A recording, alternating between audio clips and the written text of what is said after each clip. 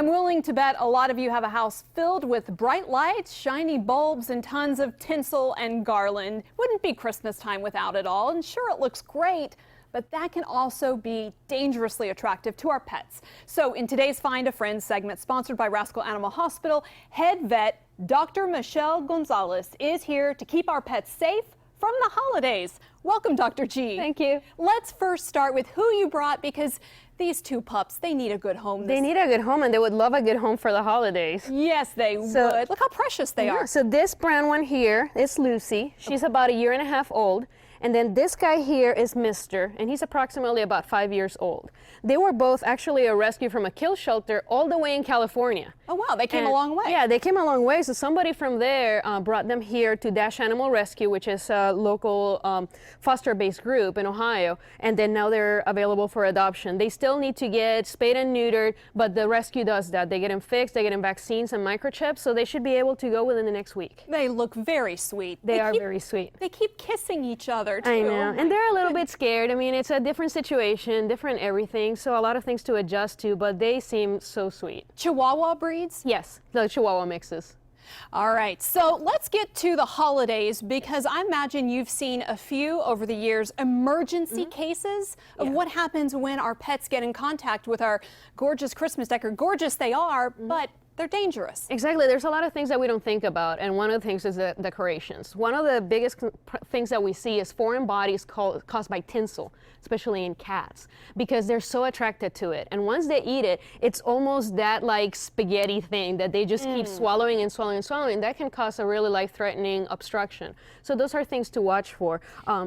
How do we know if we suspect that our pet has ingested or been chewing on? Are there signs to look for? The most common one is vomiting, because once there's an obstruction, they're still hungry. They're healthy otherwise, so they're still hungry. They eat and then it comes out. So if you suspect that your pet could have gotten into something and it starts vomiting, take him into the vet, because better safe than sorry. I want to show a cute picture that we have of what a homeowner did to separate their pet from their Christmas tree. Yeah, absolutely. Smart.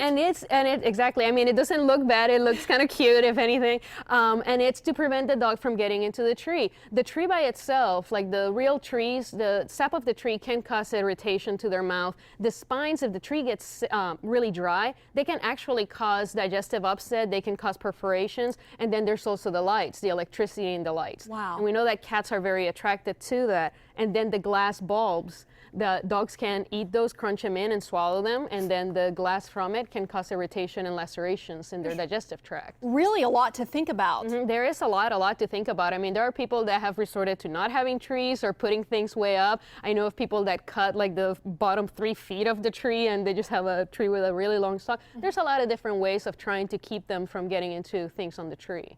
Speaking of a real tree, what about another plant in the house this time of year? Poinsettia? Poinsettias. Well, the thing with poinsettias is that for years and years, people have thought that they are these horribly poisonous plants, and they're not. They can cause a lot of irritation. When a dog or a cat eats them, they can have an episode of vomiting, but it's just because of the irritation that it causes. For poinsettia to be poisonous, they have to eat a really, really high amount. Okay. But there are other plants that we don't think about. Mistletoe is actually very poisonous. Most people will have like fake mistletoe, but real mistletoe can be poisonous. Lilies are extremely toxic, especially to cats.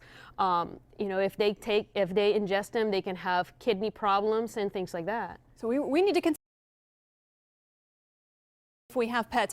Okay, what about candies and food? A lot of us like to set out something on the coffee table. Right. Not a good idea. Exactly. Like with candies, they can have a lot of problems with indigestion. They can develop pancreatitis. One of the biggest concerns, like we always discuss with animals and toxicity, is chocolate. Because chocolate can be very toxic, especially in small amounts, depending on the type of chocolate. The darker the chocolate, the worse it is.